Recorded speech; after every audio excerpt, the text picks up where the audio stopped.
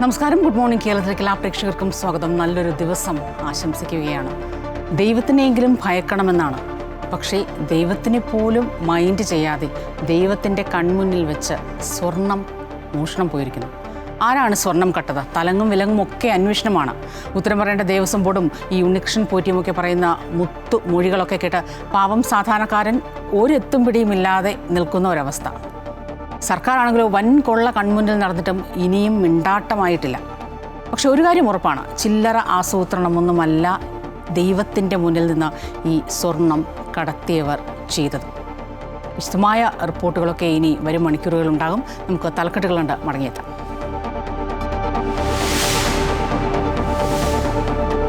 സ്വർണ്ണപ്പാളി വിവാദത്തിൽ ആരോപണങ്ങൾ നിഷേധിച്ച ഉണ്ണികൃഷ്ണൻ പോറ്റി തനിക്ക് ലഭിച്ചത് ചെമ്പ് തകിടെന്ന് ദേവസ്വം വിജിലൻസിന് മൊഴി. ഉദ്യോഗസ്ഥ വീഴ്ചയില്ലെന്ന് മൊഴി. ശബരിമലയെ സംരക്ഷിക്കണമെന്നാവശ്യപ്പെട്ട് നാമജപ പ്രതിഷേധം തുടങ്ങാൻ ഹിന്ദു ഐക്യവേദി.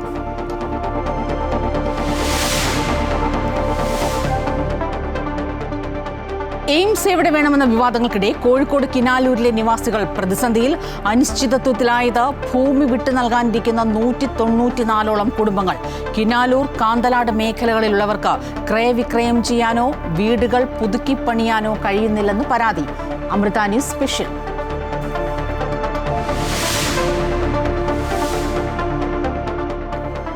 ഹമാസിന് അന്ത്യശാസനവുമായി ഡൊണാൾഡ് ട്രംപ്. സമാധാന കരാറിൽ തീരുമാനം വൈകുന്നത് പൊറുക്കില്ല.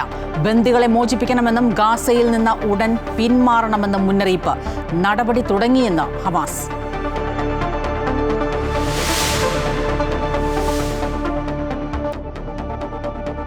ദുരന്തമുഖത്തു നിന്നും ഒളിച്ചോടിയെന്ന ആരോപണങ്ങൾക്ക് പിന്നാലെ ടിവികെ അധ്യക്ഷൻ വിജയ് ഈ ആഴ്ച കരൂർ സന്ദർശിക്കുമെന്ന റിപ്പോർട്ട്. പോലീസ് അനുമതി തേടുമോ എന്നതിൽ വ്യക്തതയില്ല. വിജയുടെ അറസ്റ്റ് ആലോചനയിലില്ലെന്ന് തമിഴ്നാട് സർക്കാർ.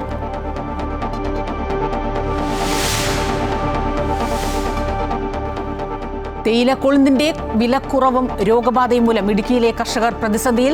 തേയിലപ്പൊടിക്ക് വില കുതിച്ചുയരുമ്പോഴും കൊളുന്തിന് വില കുറയുന്നു. ടീ ബോർഡും ഇടപെടൽ നടത്തുന്നില്ല എന്ന പരാതിയുമായി കർഷകർ.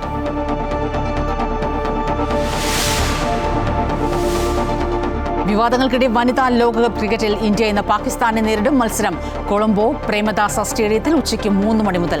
പാക് താരങ്ങൾക്ക് ഹസ്തദാനം നൽകില്ലെന്ന് BCCI. മത്സരത്തിന് മഴ ഭീഷണി. റിപ്പോർട്ടുകൾ വിശദമായി നോക്കാം. ശബരിമല സ്വർണ്ണപ്പാളി വിവാദത്തിൽ തനിക്കെതിരെയുള്ള ആരോപണങ്ങൾ നിഷേധിച്ച് ഉണ്ണികൃഷ്ണൻ പോറ്റി. തനിക്ക് തന്നിട്ടുള്ളത് ചെമ്പ് പാളി തന്നെയെന്ന് വിജിലൻസിന് മൊഴി നൽകി. ഉണ്ണികൃഷ്ണൻ പോറ്റിയുടെ മൊഴികളിൽ അവ്യക്തത തുടരുന്നതിനാൽ വീണ്ടും മൊഴിയെടുപ്പ് നടത്താൻ സാധ്യത. ദേവിക ചന്ദ്രൻ ചേരുകയാണ് വിവരങ്ങളുമായി. ദേവിക, ഇത്രയും ദിവസമായി ശബരിമലയിൽ നിന്ന് വൻ കൊള്ള, സ്വർണ്ണക്കൊള്ള നടത്തിയെന്ന വിവരങ്ങൾ, റിപ്പോർട്ടുകളെല്ലാം പുറത്തു വന്നിട്ട് അതിന്മേൽ അന്വേഷണവും മൊഴിയെടുപ്പും ഒക്കെ നടക്കുകയാണ്. പക്ഷേ ഇപ്പോഴും ഒരു വ്യക്തത, എന്താണ് സംഭവിച്ചത്, ആരുടെ കയ്യിലേക്കാണ് ഈ മുതലെല്ലാം പോയത് എന്നതിലടക്കം ഒരു വ്യക്തത ഇനിയും ഉണ്ടായിട്ടില്ല.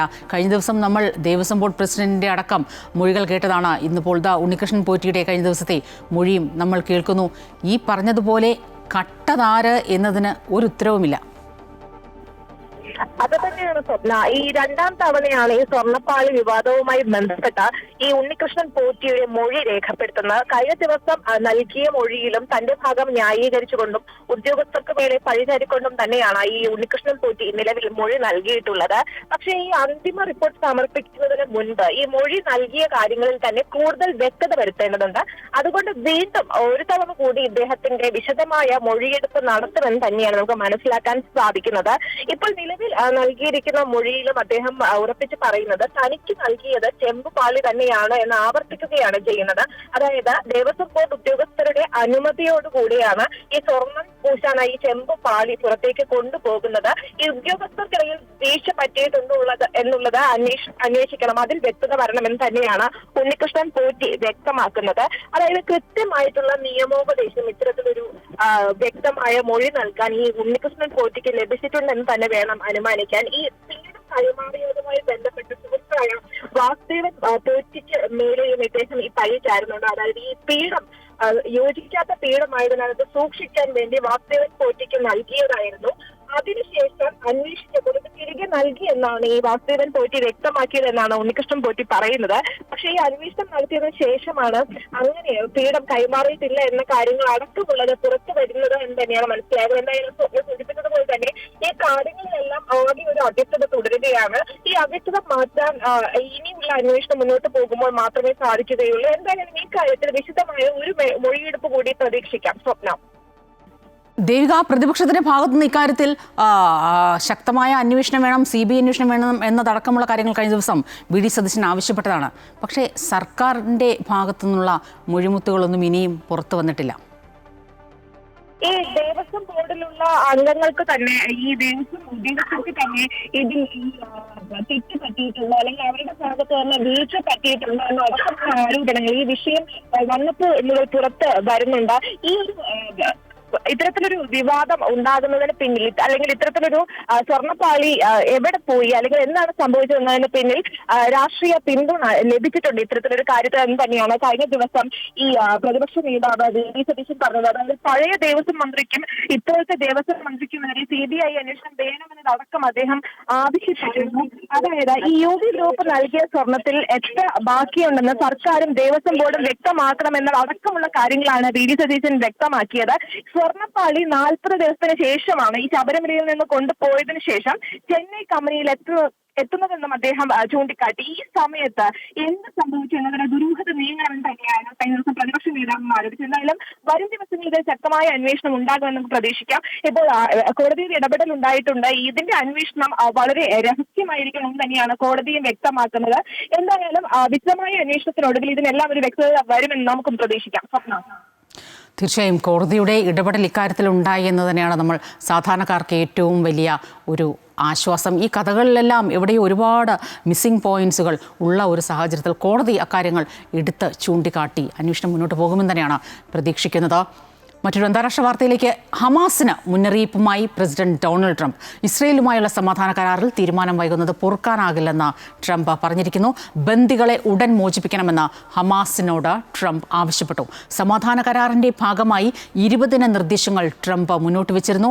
ബന്ദികളെ മോചിപ്പിക്കാൻ ഹമാസ് സന്നദ്ധത അറിയിച്ചിരുന്നതാണ്. ഹമാസിന്റെ തീരുമാനത്തെ ട്രംപ് സ്വാഗതം ചെയ്യുകയും ചെയ്തിരുന്നു. പക്ഷേ ഹമാസിന്റെ ഭാഗത്തു നിന്നും തുടർ നീക്കങ്ങൾ ഉണ്ടാകാതെ വന്നുവെന്നാണ് വൈറ്റ് ഹൗസിന്റെ നിരീക്ഷണം. മേഖലയിൽ വെടിനിർത്തൽ വൈകരുതെന്നും ട്രംപ് ആവശ്യപ്പെട്ടു. ഹമാസ് ഇസ്രയേൽ സമാധാന ചർച്ചകൾ ഈജിപ്തിന്റെ മധ്യസ്ഥതയിൽ തുടരും.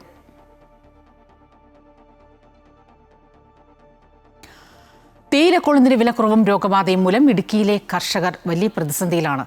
തേയിലപ്പൊടിക്ക് വില കുതിച്ചുയരുന്നു, പക്ഷേ കൊളുന്തിന് വില കുറയുന്നു. ഈ ഒരു പ്രശ്നത്തിന് പരിഹാരം കാണാൻ ടീ ബോർഡും ഇടപെടൽ നടത്തുന്നില്ല എന്നാണ് കർഷകരുടെ പരാതി.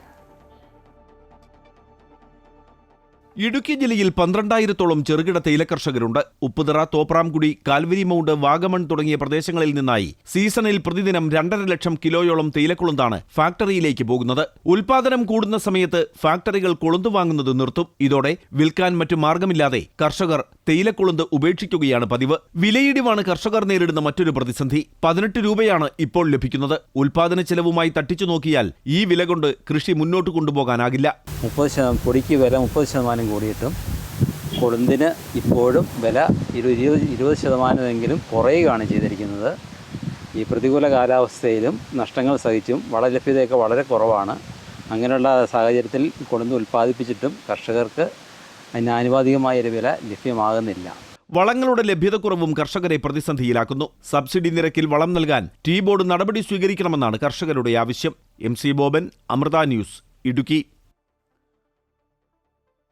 കോഴിക്കോട് ബാലുശ്ശേരി കിനാലൂരിലെ എയിംസ് എന്ന സ്ഥാപനത്തിന് 11 വർഷത്തെ പഴക്കമുണ്ട്. ഇപ്പോൾ എയിംസ് ആലപ്പുഴയിലോ തൃശ്ശൂരിലോ തിരുവനന്തപുരത്തോ കൊല്ലത്തോ ആരംഭിച്ചേക്കുമെന്ന വാർത്തകൾക്കിടയിൽ കിനാലൂരിന്റെ പ്രതീക്ഷകൾക്ക് ഒരിക്കൽ കൂടി മങ്ങലേൽക്കുന്നു. ഇതോടെ ഭൂമി വിട്ടു നൽകാനിരിക്കുന്ന 194ഓളം കുടുംബങ്ങളാണ് അനിശ്ചിതത്വത്തിലായിരിക്കുന്നത്.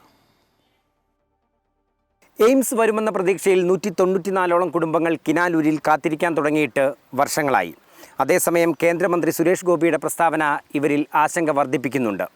വിട്ടു നൽകാനിരിക്കുന്ന ഭൂമിയിൽ ഒന്നും ചെയ്യാനാകാത്ത നിസ്സഹായാവസ്ഥയിലാണ് ഈ കുടുംബങ്ങൾ. എയിംസ് ആലപ്പുഴ തന്നെ, അത് ഞാൻ തൃശ്ശൂർ 19 വന്ന് നിൽക്കുന്നതിന് മുമ്പ് പറഞ്ഞ ഒരു വാക്കാണ്.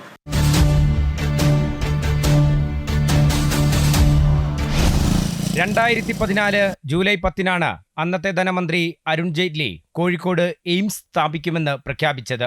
പിന്നീട് ഓരോ ബജറ്റിലും എയിംസിനായി കോഴിക്കോട് കാത്തിരുന്നു. പക്ഷേ തുടർ നടപടികളൊന്നും കേന്ദ്രത്തിന്റെ ഭാഗത്തു നിന്നും ഉണ്ടായില്ല. ഇതോടെ ഭൂമി വിട്ടു നൽകാനിരിക്കുന്ന 194ഓളം കുടുംബങ്ങളാണ് വെട്ടിലായത്. ഞങ്ങൾ ഭൂമി നഷ്ടപ്പെടുന്ന ആൾക്കാരാണ്. ഒരുപാട് കഷ്ടപ്പാട് അനുഭവിച്ച് അവിടെ നിന്നിരിക്കുന്നു. മര്യാദ ഒരു വീട് ഉണ്ടാക്കാനാകുന്നില്ല, റൂം ഉണ്ടാക്കാനാകുന്നില്ല. അങ്ങനെ ഒട്ടനവധി പ്രശ്നങ്ങളുണ്ട്. പിന്നെ വെച്ചാൽ ഒരു ബാങ്കിൽ പോയിട്ട് ലോണ് കിട്ടിയില്ല. എന്തെങ്കിലും ആവശ്യത്തിന് എടുക്കുകയാണെങ്കിൽ കുട്ടികളെ പഠിപ്പിക്കാൻ എല്ലാത്തിനും ബുദ്ധിമുട്ടാണ്. 6 വർഷമായി ഇതെല്ലാം അങ്ങനെ ആക്കി വെച്ചിട്ട് ഞങ്ങൾക്ക് ഒരു തെങ്ങും തൈ കവുങ്ങും തൈ ഒക്കെ കുഴിച്ചിട്ടുണ്ടെങ്കിൽ വിളവെടുക്കേണ്ട സമയമായി. അത്രേ പോലും ഞങ്ങളൊന്നും ചെയ്തിട്ടില്ല. ഇത് ഇന്ന് വരും നാളെ വരും എന്നിങ്ങനെ പ്രതീക്ഷിച്ച് 6 വർഷം കാത്തിരിക്കാന്ന് പറയുമ്പോൾ നിങ്ങൾക്ക് അറിയാമല്ലോ. വളരെയധികം ബുദ്ധിമുട്ടി പല ലോണും ബാങ്ക് പ്രശ്നങ്ങളും ജപ്തിയും ഒക്കെ അനുഭവിച്ച് കൊണ്ടിരിക്കുന്ന ജനങ്ങളാണ് ഈ പ്രദേശത്തുള്ളത്. 94 വീട് നഷ്ടപ്പെടുന്നവർക്ക് അവർക്ക് ആശങ്ക ഉണ്ട്. എപ്പം പുതിയൊരു താമസ സ്ഥലത്തേക്ക് ഞങ്ങൾക്ക് മാറി താമസിക്കാൻ സാധിക്കും, അതിനുവേണ്ടിയുള്ള സാമ്പത്തികമായ ആനുകൂല്യങ്ങളൊന്നും കിട്ടി തുടങ്ങിയിട്ടില്ല. എയിംസിനായി സ്ഥലം ഏറ്റെടുത്ത് നൽകേണ്ട സംസ്ഥാന സർക്കാർ ഇതിനകം 250 ഏക്കർ ഭൂമി കൈമാറാനായി ഒരുക്കിയിട്ടുണ്ട്. 63.34 ഹെക്ടർ ഭൂമി KSIDCയിൽ നിന്ന് ഏറ്റെടുത്ത് മെഡിക്കൽ വിദ്യാഭ്യാസ വകുപ്പിന് ആദ്യഘട്ടത്തിൽ കൈമാറി. തുടർന്ന് ഇതുൾപ്പെടെ 142.678 ഏക്കർ സ്ഥലം കൈമാറി. ഇനിയും സ്ഥലം ആവശ്യമെങ്കിൽ കൈമാറാനും സംസ്ഥാനം സജ്ജമാണ്. സ്വകാര്യ വ്യക്തികളുടെ സ്ഥലവും ഇതിനായി ഏറ്റെടുത്ത് കൈമാറാൻ സർക്കാർ വിജ്ഞാപനവും ഇറക്കി. സർവേ അടക്കമുള്ള നടപടികളും പൂർത്തിയാക്കിയതാണ്. പദ്ധതിയുടെ സാമൂഹികാഘാത പഠനവും പാരിസ്ഥിതികാഘാത പഠനവും പൂർത്തിയായതാണ്. അനിശ്ചിതത്വം മൂലം ഭൂമി വിട്ടു നൽകാൻ സന്നദ്ധരായവരാണ് ഇതോടെ നിസ്സഹായാവസ്ഥയിലായത്. MM Ragesh, Amrita news, Kozhikode. കിനാലൂരിൽ എയിംസിനായി ഭൂമി വിട്ടു നൽകാൻ സന്നദ്ധരായ കുടുംബങ്ങൾക്ക് ഭൂമി ക്രയവിക്രയം ചെയ്യാനോ വീടുകളും മറ്റും പുതുക്കി പണിയാനോ കഴിയുന്നില്ല. 194 കുടുംബങ്ങളാണ് ഇങ്ങനെ തൃശങ്കുവിലായത്. കിനാലൂർ, കാന്തലാട് മേഖലകളിലാണ് ഇവർ ഉള്ളത്. ഗവൺമെൻറ് KSIDC കൈവശമുള്ള ഭൂമി ആരോഗ്യ വകുപ്പിന് കൈമാറിയിട്ടുണ്ട്. അതിന് കൂടാതെ 100 ഏക്കർ പ്രൈവറ്റ് ഭൂമി ഇതിനു വേണ്ടി തയ്യാറാക്കി വെച്ചിരിക്കുക. അതിന് ഏറ്റവും അവസാനം 11-1 നോട്ടിഫിക്കേഷൻ ഇറങ്ങി നിൽക്കുന്ന കാലിക്കറ്റ് കണ്ണൂർ എയർപോർട്ട്സ്, അത് നിയറസ്റ്റാണ് നമുക്ക്. പിന്നെ കൊയിലാണ്ടി കോഴിക്കോട് റെയിൽവേ നിയറസ്റ്റാണ്. പിന്നെ മാത്രമല്ല തമിഴ്നാട് കർണാടക അതിരുകൾക്കടുത്താണ്. പിന്നെ സ്റ്റേറ്റ് ഹൈവേ ഉണ്ട്, അതോടൊപ്പം മലയോര ഹൈവേ, ഇതൊക്കെ അടുത്ത് എല്ലാം കൊണ്ടും അനുയോജ്യമായ ഒരു സ്ഥലമാണ് കിനാലൂർ. അതിർത്തി ഇടാനുള്ള കല്ല് വരെ ഇവിടെ എത്തിച്ചു കഴിഞ്ഞ് അവിടെ സ്റ്റോക്കാക്കി വെച്ചിട്ടുണ്ട്. പിന്നെ ഇവിടെ എല്ലാ സൗകര്യവും നേരത്തെ പറഞ്ഞ മാതിരി എല്ലാ സൗകര്യങ്ങളും, അതായത് ഇവിടെ 110 kV സബ്സ്റ്റേഷൻ ഇപ്പോൾ ഉണ്ട്. അത് വികസനം ഉണ്ടാവാം. ഇനി ആകെ 94 കുടുംബം മാത്രമേ ഇവിടെ ഒഴിഞ്ഞു പോകേണ്ട ആവശ്യമുള്ളൂ. ഇത്രയും സൗകര്യമുള്ള സ്ഥലം കേരളത്തിൽ എവിടെയും ഉണ്ടാവില്ല. ബാക്കി പുറത്തുള്ള ഈ നാട്ടിലെ ജനങ്ങൾ മുഴുവൻ ഒരാൾ പോലും ഇതിന് എതിർപ്പ് പറയുന്നില്ല. അപ്പോൾ ഇത്രയും സൗകര്യമുള്ള സ്ഥലം മുഖ്യമന്ത്രിയും പറഞ്ഞാൽ ഇവിടെയാണ് എയിംസ് വരുന്നതെന്ന്. അപ്പോൾ ആ പ്രതീക്ഷ ജനങ്ങൾ നിന്നുകൊണ്ടിരിക്കുക. അപ്പോൾ ആ ഒരു അവസരത്തിൽ ഇപ്പോൾ ഒരു ആശങ്ക പല സ്റ്റേറ്റിലെ പല സ്ഥലത്തേക്കും ഇത് അവകാശപ്പെടുന്നുള്ളതാണ്. TV-ക്ക് അധ്യക്ഷനും നടനുമായ വിജയ് ഈ ആഴ്ച കരൂർ സന്ദർശിക്കുമെന്ന റിപ്പോർട്ട്. 41 പേരുടെ മരണത്തിനിടയാക്കിയ ദുരന്തത്തിന് ശേഷം വിജയ് ഒളിച്ചോടിയെന്ന ആരോപണങ്ങൾക്കിടെയാണ് സന്ദർശന വാർത്ത വരുന്നത്. അതിനിടെ വിജയുടെ അറസ്റ്റ് ആലോചനയിലില്ലെന്ന് തമിഴ്നാട് സർക്കാർ വീണ്ടും വ്യക്തമാക്കി. മദ്രാസ് ഹൈക്കോടതിയുടെ നിർദ്ദേശപ്രകാരം ഇൻസ്പെക്ടർ ആസ്ര ഗാർഗിന്റെ നേതൃത്വത്തിലുള്ള പ്രത്യേക സംഘത്തിന്റെ അന്വേഷണം പുരോഗമിക്കുകയാണ്. കരൂർ ദുരന്തമുണ്ടായ സ്ഥലത്തെയും സമീപ പ്രദേശങ്ങളിലെയും CCTV ദൃശ്യങ്ങൾ കേന്ദ്രീകരിച്ചാണ് അന്വേഷണം. വിജയ് സഞ്ചരിച്ച ബസ്സിലെ CCTV ദൃശ്യങ്ങളും അന്വേഷണ സംഘം ശേഖരിക്കുന്നുണ്ട്.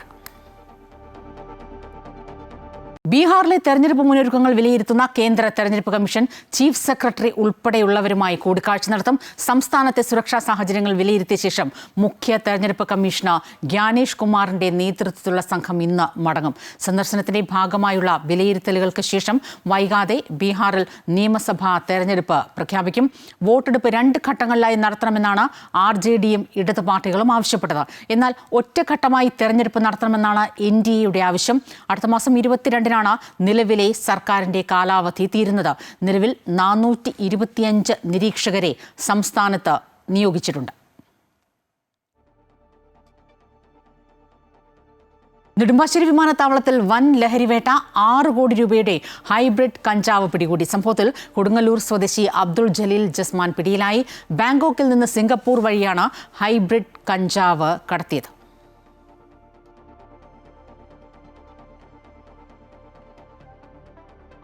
കോട്ടയം കുറുവിലങ്ങാട് ഭാര്യയെ കൊലപ്പെടുത്തി മൃതദേഹം കൊക്കയിൽ ഉപേക്ഷിച്ച ഭർത്താവായ പ്രതി സാം ജോർജിനെ കോടതി പോലീസ് കസ്റ്റഡിയിൽ വിട്ടു. 5 ദിവസത്തേക്കാണ് പോലീസ് കസ്റ്റഡി അനുവദിച്ചിരിക്കുന്നത്. മൃതദേഹം ഒളിപ്പിച്ചു കൊണ്ടുപോയ വാഹനം കോട്ടയം ശാസ്ത്രി റോഡിൽ പാർക്ക് ചെയ്ത നിലയിൽ കണ്ടെത്തിയിരുന്നു. പ്രതി സാം ജോർജുമായി വാഹനത്തിൽ പോലീസ് തെളിവെടുപ്പ് നടത്തി.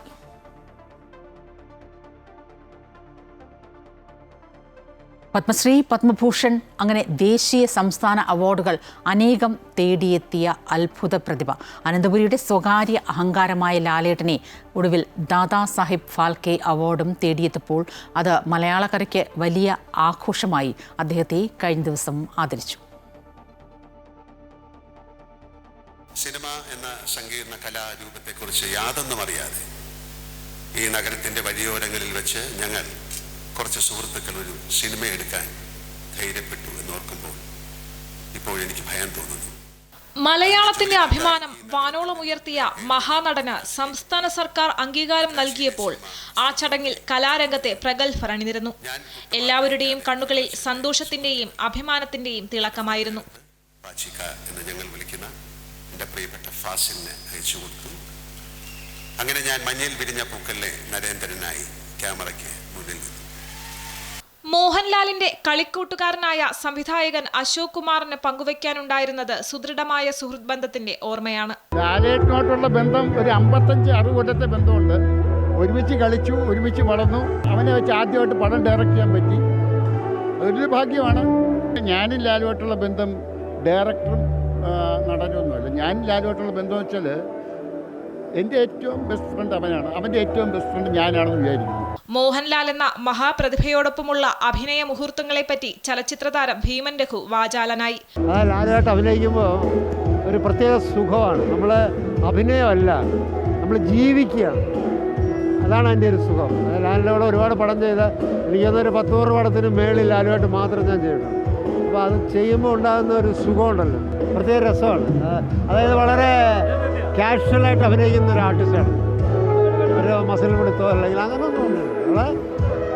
ഒരു വീട്ടിലെ കുടുംബ അംഗങ്ങൾ തമ്മിൽ സംസാരിക്കുന്ന പോലുള്ള ചില സ്റ്റൈൽ ഓഫ് ടോക്കിംഗ്. മലയാള ഭാഷയെ ലോകമെമ്പാടും അടയാളപ്പെടുത്തിയ മനുഷ്യനാണ് ലാലേട്ടനെന്ന് ചലച്ചിത്ര നടൻ സന്തോഷ് കീഴാറ്റൂർ പറഞ്ഞു. മലയാള ഭാഷയെ ലോകം മുഴുവൻ അടയാളപ്പെടുത്തുകയാണ് ഈ മനുഷ്യനിലൂടെ. അത് നമുക്ക് എല്ലാവർക്കും, എനിക്ക് മാത്രമല്ല നിങ്ങൾക്കും എല്ലാവർക്കും അഭിമാനിക്കേണ്ട ഒരു ദിവസമാണ്. ഈ അവാർഡ് അടൂർ ഗോപാലകൃഷ്ണ സാറിന് ശേഷം ലാൽ സാറിലൂടെയാണ് കേരളത്തിലേക്ക് എത്തുന്നത്. നിശ്ചയദാർഢ്യത്തിന്റെയും കഠിനാധ്വാനത്തിന്റെയും പ്രതീകമായ മോഹൻലാൽ എന്ന മഹാനടനിൽ നിന്നും ഏറെ കാര്യങ്ങൾ നമുക്കും പഠിക്കാനുണ്ട്. അമൃത ന്യൂസ്, തിരുവനന്തപുരം.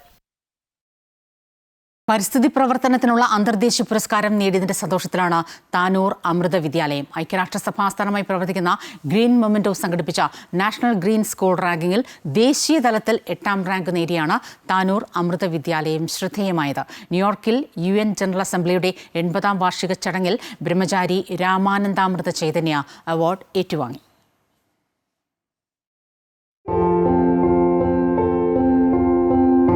മലപ്പുറം ജില്ലയിലെ താനൂരിൽ 1997 അമൃത വിദ്യാലയം പ്രവർത്തനം ആരംഭിച്ചത്. ചുരുങ്ങിയ കാലം കൊണ്ട് തന്നെ ജില്ലയിലെ എണ്ണം പറഞ്ഞ വിദ്യാഭ്യാസ സ്ഥാപനങ്ങളിൽ ഒന്നായി മാറാൻ അമൃത വിദ്യാലയത്തിന് കഴിഞ്ഞു. പാഠ്യവിഷയങ്ങൾക്കൊപ്പം തന്നെ പരിസ്ഥിതി പ്രവർത്തനങ്ങളിലും വിദ്യാലയം മാതൃകയാണ്.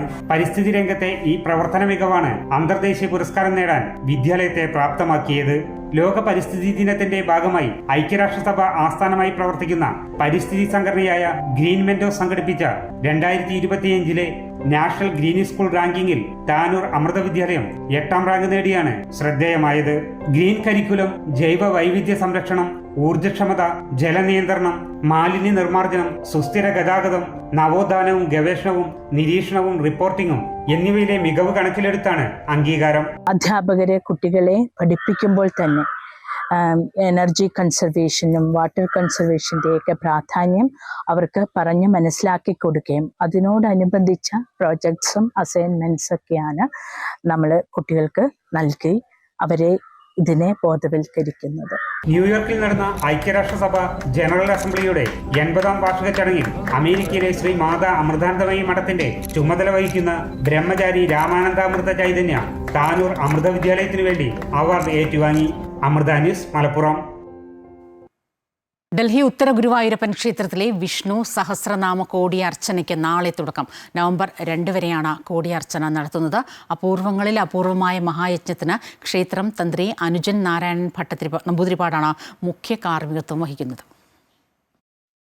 ഡൽഹി മലയാളികളുടെ പ്രധാന ആരാധനാ കേന്ദ്രമാണ് മയൂർ വിഹാർ ഉത്തര ഗുരുവായൂരപ്പൻ ക്ഷേത്രം. നിരവധി ചടങ്ങുകൾ ക്ഷേത്രത്തിൽ നടക്കാറുണ്ടെങ്കിലും കോടിയർച്ചന ഇതാദ്യമായാണ്. ഉത്തരേന്ത്യയിൽ തന്നെ അപൂർവമായാണ് വിഷ്ണു സഹസ്രനാമ കോടിയർച്ചന നടക്കുന്നത്. അതിനുള്ള ഒരുക്കങ്ങളെല്ലാം തന്നെ ക്ഷേത്രത്തിൽ പൂർത്തിയായി. ധാരാളം ഭക്തജനങ്ങളുടെ പങ്കാളിത്തം ഉണ്ടാകും. ഇത് കേരളത്തിൽ വൈക്കത്ത് നടന്നത് 12 വർഷം കൂടുമ്പോൾ അവിടെ ഒരു നിയോഗമായിട്ട് എപ്പോഴും നടക്കുന്നതാണ്. അതിൽ നിന്ന് വേർപെട്ടിട്ട് വിഷ്ണു സഹസ്രനാമ കോടിയർച്ചനയാണ് ആദ്യം ഇവിടെ നോർത്ത് ഇന്ത്യയിൽ നടക്കുന്നത് ആദ്യമായിട്ടാണ്. ധാരാളം മന്ത്രിമാരും മെമ്പർ ഓഫ് പാർലമെന്റ്സ് MLAs ലോകത്തിൽ മിക്കവാറും നല്ല വലിയ നിലയിലുള്ള ഗവൺമെന്റ് അധികൃതരും എല്ലാവരെയും ഞങ്ങൾ ക്ഷണിച്ചിട്ടുണ്ട്. നാളെ മുതൽ നവംബർ 2 തീയതി വരെയാണ് കോടിയർച്ചന നടക്കുന്നത്. രാവിലെ 6 മുതൽ 11:30 വരെയും വൈകുന്നേരം 4:30 മുതൽ 7:30 വരെയുമാണ് കോടിയർച്ചന നടക്കുക. തന്ത്രവിധി പ്രകാരം തയ്യാറാക്കിയ മണ്ഡപങ്ങളിൽ 50-ലധികം വരുന്ന അർച്ചകന്മാർ വിഷ്ണു സഹസ്രനാമം 1 കോടി ഉരുജപിച്ച് പുഷ്പാർച്ചന നടത്തും. 27 ദിവസം നീണ്ടു നിൽക്കുന്ന അർച്ചനയിൽ 27 നാളുകളിൽ വഴിപാടുകൾ നടത്താവുന്നതാണ്. ശ്രീകൃഷ്ണ ഭഗവാൻ അർജുനന് ഗീതോപദേശം നൽകിയ കുരുക്ഷേത്രയിൽ നിന്ന് തെളിയിച്ച ദീപജ്യോതിയാണ് കോടിയർച്ചനയ്ക്ക് ദീപം പകർന്ന ക്ഷേത്രത്തിൽ ഉണ്ടാവുക. സമാപന ദിവസമായ നവംബർ 2-ന് ലക്ഷദീപാർച്ചനയും ഉണ്ടാകും. ക്ഷേത്ര ചടങ്ങുകൾക്ക് പുറമെ എല്ലാ ദിവസവും കലാപരിപാടികളും അന്നദാനവും ഉണ്ടായിരിക്കും. അമൃത ന്യൂസ്, ന്യൂഡൽഹി. കോട്ടയം നഗരസഭയിലെ മുൻ ശുചീകരണ തൊഴിലാളിക്ക് പെൻഷൻ ആനുകൂല്യങ്ങൾ ലഭ്യമാക്കുന്നില്ലെന്ന് പരാതി. 33 വർഷത്തെ സേവനത്തിനു ശേഷം വിരമിച്ച കറുപ്പസ്വാമിയാണ് നഗരസഭയിലെ ഉദ്യോഗസ്ഥരുടെ അലംഭാവം മൂലം ദുരിതം അനുഭവിക്കുന്നത്. പല തലങ്ങളിലും പരാതികൾ നൽകിയെങ്കിലും നടപടി ഉണ്ടായില്ല എന്ന് കറുപ്പസ്വാമി പറയുന്നു. 33 വർഷം കോട്ടയം നഗരസഭയിൽ ശുചീകരണ വിഭാഗത്തിൽ ജോലി ചെയ്തിരുന്ന ആളാണ് കറുപ്പസ്വാമി. ഇക്കഴിഞ്ഞ മെയ് 31-ന് ജോലിയിൽ നിന്നും വിരമിച്ചു. എന്നാൽ മാസങ്ങൾ പിന്നിട്ടിട്ടും പെൻഷൻ ആനുകൂല്യങ്ങൾ ലഭ്യമായിട്ടില്ല. ഇത് സംബന്ധിച്ച് മുനിസിപ്പൽ സെക്രട്ടറിക്കും മുനിസിപ്പൽ ഹെൽത്ത് ഓഫീസർക്കും ജോയിന്റ് ഡയറക്ടർക്കും പരാതി നൽകിയിരുന്നു. എന്നാൽ സേവന കാലയളവിൽ കറുപ്പസ്വാമി അനധികൃതമായി അവധിയെടുത്തിട്ടുള്ളതായി കണ്ടെത്തി എന്ന മറുപടിയാണ് അധികൃതരിൽ നിന്നും ലഭിച്ചത്. എന്തുകൊണ്ടാണെന്ന് അറിയാനായിട്ട് ഒരു നടപടി ഉണ്ടായില്ല. HSന് പരാതി കൊടുത്തു, ഹെൽത്ത് സൂപ്പർവൈസർക്ക് ഒരു നടപടി ഉണ്ടായില്ല. രണ്ടാമത് ഇവിടുത്തെ ജോയിന്റ് ഡയറക്ടറായ അവർക്ക് പരാതി കൊടുത്തു. അവിടെ നിന്ന് ഒരു ഉത്തരവ് എനിക്ക് കിട്ടി. ആ ഉത്തരവിൻ്റെ കോപ്പി കിട്ടിയിട്ടും ഒരു നടപടി ഉണ്ടായില്ല. കലക്ടർക്ക് കഴിഞ്ഞിടയ്ക്ക് പരാതി കൊടുത്തു, 1 മാസമായി. ഈ 1 മാസത്തിനിടയിൽ കലക്ടറിന് അവിടെ നിന്ന് ജോയിന്റ് ഡയറക്ടർക്ക് അത് കൊടുക്കുകയും ജോയിന്റ് ഡയറക്ടറിൻ്റെ ഓഫീസിൽ നിന്ന് മുനിസിപ്പാലിറ്റിയുടെ ഉദ്യോഗസ്ഥരെ സപ്പോർട്ട് ചെയ്യുന്ന രീതിയിലുള്ള സംസാരത്തിൻ്റെ മറുപടിയാണ് നമുക്ക് കിട്ടിയിരിക്കുന്നത്. നാളെ വരെ എൻ്റെ പെൻഷൻ ബുക്ക് പോലും എന്നോട് ഒപ്പിട്ട് മേടിക്കാൻ തയ്യാറായില്ല. കാരണം എന്താണെന്ന് എനിക്കൊരു പിടുത്തവുമില്ല. 8 മാസമായി ഞാൻ കൊടുത്ത അപേക്ഷയ്ക്ക് ഒരു മറുപടിയും കൂടാതെ ഒരു ക്ലർക്ക് അവരുടെ മേശപ്പുറത്ത് ചുമ്മാതെ വെച്ചുകൊണ്ടിരുന്നിട്ട് അവസാനം എന്നെ ഇത്രയും കൊല്ലം സർവീസ് ചെയ്ത എന്നെ ഇട്ട് എൻ്റെ പെൻഷൻ പോലും കിട്ടാത്ത രീതിക്കുള്ള ബുദ്ധിമുട്ടിലാണ്. താൻ അപേക്ഷ നൽകി മാത്രമാണ് അവധി എടുത്തിട്ടുള്ളതെന്നും തന്റെ അവധി അപേക്ഷകൾ മേലധികാരികൾ ഒരിക്കൽ പോലും തള്ളിയിട്ടില്ലെന്നും കറുപ്പസ്വാമി വ്യക്തമാക്കുന്നു.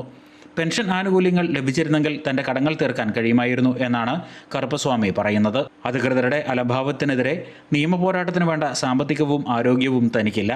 ഒടുവിൽ ജില്ലാ കളക്ടർക്കും പരാതി നൽകി നീതിക്കായുള്ള കാത്തിരിപ്പിലാണ് ഇദ്ദേഹം. അമൃത ന്യൂസ്, കോട്ടയം. മനോഹര ചിത്രങ്ങൾ കാണുമ്പോൾ അതിന് പിന്നിലെ ക്യാമറ കണ്ണുകൾ അറിയാൻ പലർക്കും കൗതുകം തോന്നാറുണ്ട്.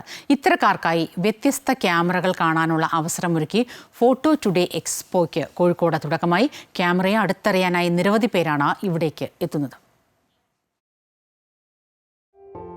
ക്യാമറ കണ്ണുകൾക്കുള്ളിൽ പുതിയൊരു ലോകമുണ്ടെന്ന് തെളിയിക്കുന്നതാണ് ഫോട്ടോ ടുഡേ എക്സ്പോ. ഫോട്ടോഗ്രാഫിക്കും വീഡിയോയ്ക്കും ഉപയോഗിക്കുന്ന വ്യത്യസ്ത ക്യാമറകൾ ഉൾപ്പെടെ കൗതുകം തോന്നുന്ന 1000-ലധികം ഉപകരണങ്ങളാണ് പ്രദർശിപ്പിച്ചിരിക്കുന്നത്.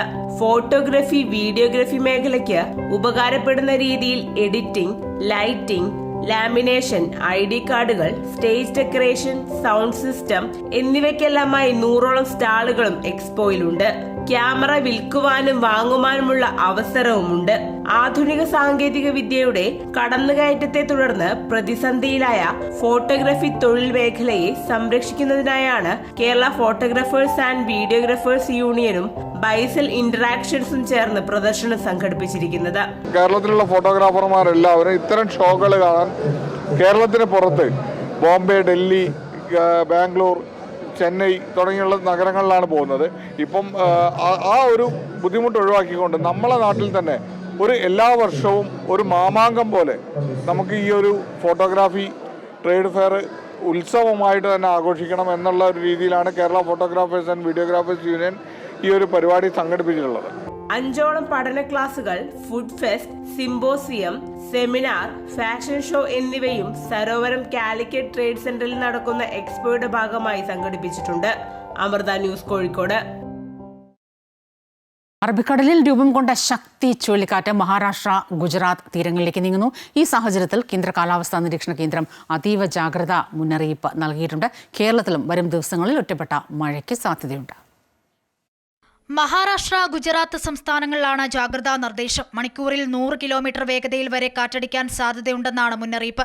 അതിതീവ്ര ന്യൂനമർദ്ദം ചുഴലിക്കാറ്റായി ശക്തി പ്രാപിക്കുന്നതോടെ തീരദേശ ജില്ലകളിൽ അതിതീവ്ര മഴയ്ക്കും സാധ്യതയുണ്ട്. ചുഴലിക്കാറ്റിന്റെ മുന്നേറ്റത്തെ തുടർന്ന് മഹാരാഷ്ട്രയിലെ മുംബൈ, താനെ, പാൽക്കർ, റായ്ഗഡ്, രത്നഗിരി, സിന്ധുദുർഗ് തുടങ്ങിയ ജില്ലകളിൽ ജാഗ്രതാ നിർദ്ദേശം നൽകിയിട്ടുണ്ട്.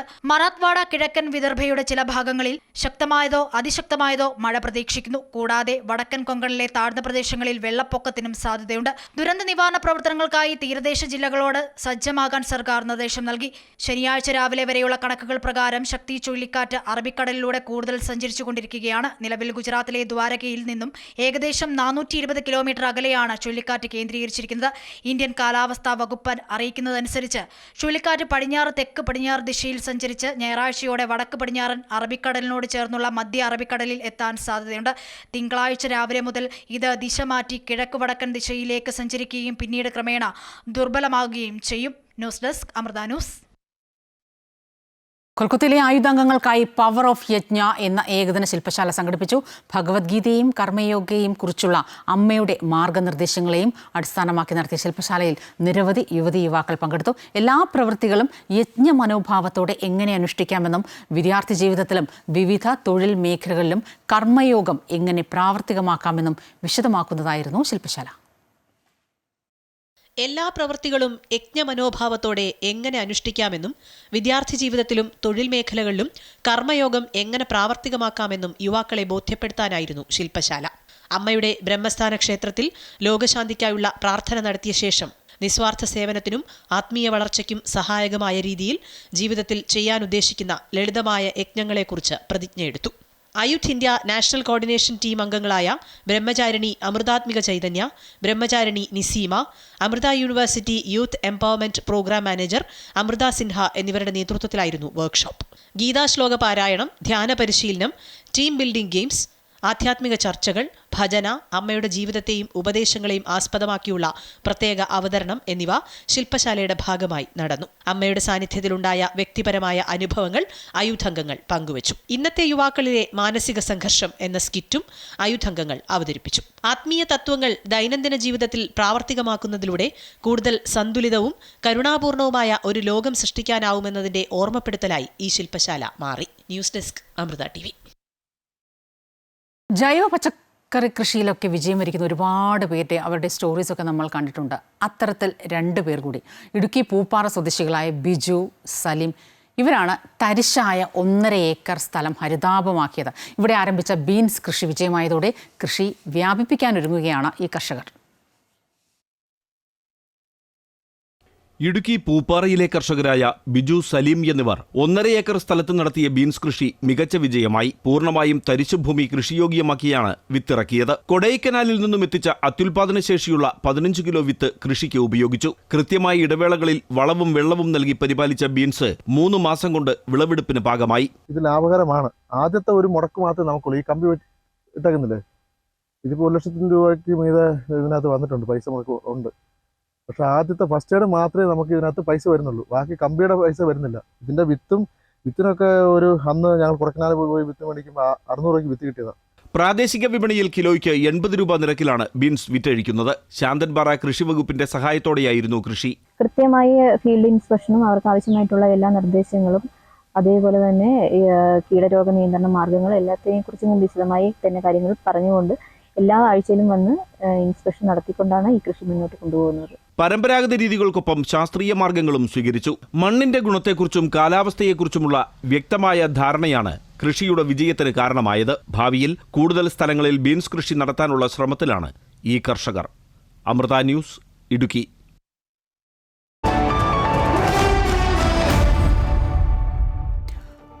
വനിതാ ലോകകപ്പ് ക്രിക്കറ്റിൽ ഇന്ത്യ ഇന്ന് പാകിസ്ഥാനെ നേരിടും. കൊളംബോയിലെ പ്രേമദാസ സ്റ്റേഡിയത്തിൽ ഉച്ചയ്ക്ക് 3 മണിക്കാണ് മത്സരം. വനിതാ ലോകകപ്പിന്റെ ഔദ്യോഗിക ആതിഥേയർ ഇന്ത്യയാണെങ്കിലും പാകിസ്ഥാന്റെ മത്സരങ്ങൾക്ക് വേദിയാകുന്നത് ശ്രീലങ്കയാണ്. ഏഷ്യ കപ്പ് ടൂർണമെന്റിൽ ഇന്ത്യ പാകിസ്ഥാൻ പുരുഷ ടീമുകളുടെ ഫൈനലിന് ശേഷമുണ്ടായ വിവാദങ്ങൾ കെട്ടടങ്ങും മുന്നെയാണ് വനിതകളുടെ പോരാട്ടത്തിനും അരങ്ങൊരുങ്ങുന്നത്. വനിതകളുടെ മത്സരത്തിലും ഇന്ത്യൻ താരങ്ങൾ പാക് താരങ്ങൾക്ക് ഹസ്തദാനം നൽകില്ല. ഇക്കാര്യം നേരത്തെ BCCI വ്യക്തമാക്കിയിട്ടുണ്ട്. മാച്ച് റഫറിക്കൊപ്പമുള്ള ഫോട്ടോഷൂട്ടും ഉണ്ടാകില്ല. ആദ്യ മത്സരത്തിൽ ശ്രീലങ്കയെ 59 റൺസിന് തോൽപ്പിച്ചതിന്റെ ആവേശത്തിലാണ് ഇന്ത്യ ഇന്നിറങ്ങുന്നത്. ടോപ്പ് ബാറ്റിംഗ് നിര പരാജയപ്പെട്ടിട്ടും ദീപ്തി ശർമ്മയും അമൻജോത്തും അർദ്ധ സെഞ്ചുറികളുമായി നടത്തിയ പോരാട്ടം ഇന്ത്യൻ ടീമിന് ശുഭാപ്തി വിശ്വാസം പകരുന്നുണ്ട്. ബൗളിംഗിൽ പേസർ ക്രാന്തി ഗൌഡും സ്പിന്നർമാരായ ദീപ്തി ശർമ്മ, ശ്രീചരണി എന്നിവരും ഫോമിലാണ്. ഏകദിന ക്രിക്കറ്റിൽ പാകിസ്ഥാന് ഇന്ത്യയെ ഇതുവരെ തോൽപ്പിക്കാനായിട്ടില്ലെന്നതും ആത്മവിശ്വാസം നൽകുന്നുണ്ട്. അതേസമയം ബംഗ്ലാദേശിനെതിരായ മത്സരത്തിൽ 7 വിക്കറ്റിന് തോറ്റതിന്റെ ക്ഷീണത്തിലാണ് പാകിസ്ഥാൻ. ബാറ്റിംഗ് നിര തകർന്നടിഞ്ഞതോടെ 129 റൺസിന് ടീം പുറത്തായിരുന്നു. പ്രേമദാസ സ്റ്റേഡിയത്തിലെ പിച്ച് ബാറ്റർമാരെ പിന്തുണയ്ക്കുന്നതാണ്. മത്സരത്തിന് മഴ ഭീഷണിയുണ്ട്. കഴിഞ്ഞ ദിവസങ്ങളിലൊക്കെ കൊളംബോയിൽ കനത്ത മഴയുണ്ടായിരുന്നു. News desk, Amrita news.